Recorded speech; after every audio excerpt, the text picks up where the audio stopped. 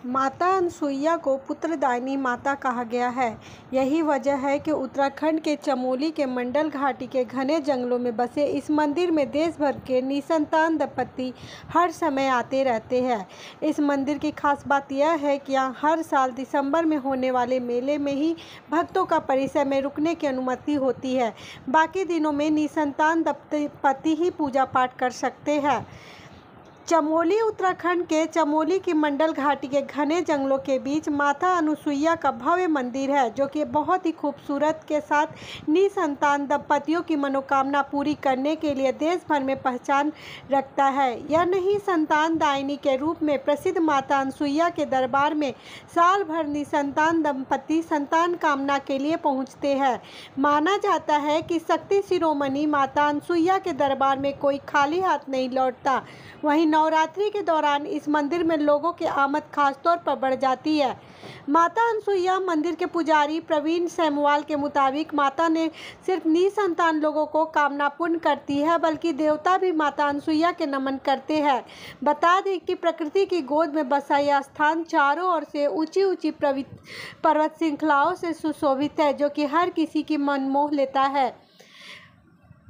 ब्रह्मा, विष्णु और महेश ने ली थी माता की परीक्षा। अनसुईया मंदिर के पुजारी प्रवीण सेमवाल ने बताया कि यह स्थान बद्री और केदारनाथ के बीच स्थित है, और उन्होंने बताया कि महर्षि अत्रि मुनि की पत्नी अनसुईया की महिमा जब तीनों लोक में होने लगी तो पार्वती, लक्ष्मी और सरस्वती के अनुरोध पर परीक्षा लेने ब्रह्मा, विष्णु, महेश पृथ्वी लोक पहुंचे थे।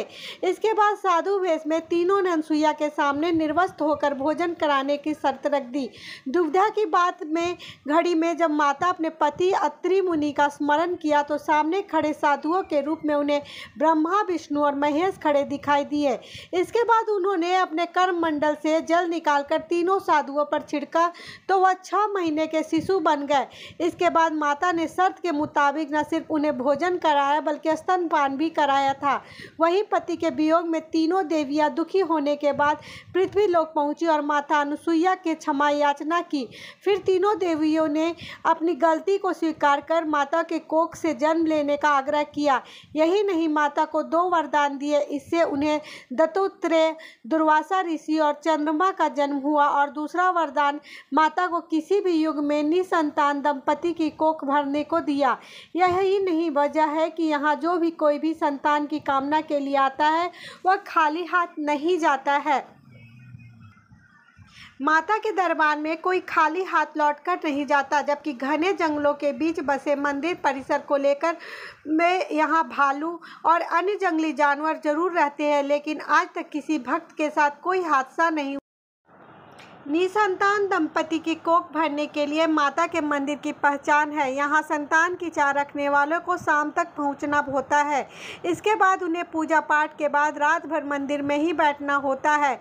इस दौरान अनसुईया माता महिला को दर्शन देती है। इसके बाद महिला वहाँ से उठकर स्नान वगैरह करती है और फिर सूर्योदय के बाद एक बार फिर पुजारी पूजा करवाते हैं। इस दौरान जो पूजा सामान आप चढ़ाते हैं उसमें श्रीफल समेत कुछ चीज़ें आपको वापस मिलती है, जिन्हें आप अपने घर मंदिर में जगह देते हैं। यही नहीं, जब आपकी मुराद पूरी हो जाती है तो आप फिर से माता के दर्शन करने जा सकते हैं। चमोली जिले का मंडल घाटी तक वाहन से आप पहुंच सकते हैं, और इसके बाद अनसुईया मंदिर तक पहुंचने के लिए आपको पैदल यात्रा करनी होगी। अगर आप उत्तराखंड के बाहर से आ रहे हैं तो ऋषिकेश तक ट्रेन से पहुँच सकते हैं, और उसके बाद श्रीनगर के रास्ते गोपेश्वर से होते हुए मंडल तक बस टैक्सी तक पहुँच सकते हैं। फिर मंडल से माता के मंदिर तक 5 किलोमीटर की खड़ी चढ़ाई है। प्रकृति की गोद में बसा यह स्थान चारों ओर से ऊंची ऊंची पर्वत श्रृंखलाओं से सुशोभित है। तो इसके नज़दीक ही अत्रि मुनि आश्रम स्थित है, जो कि अमृत गंगा का उद्गम स्थल भी है।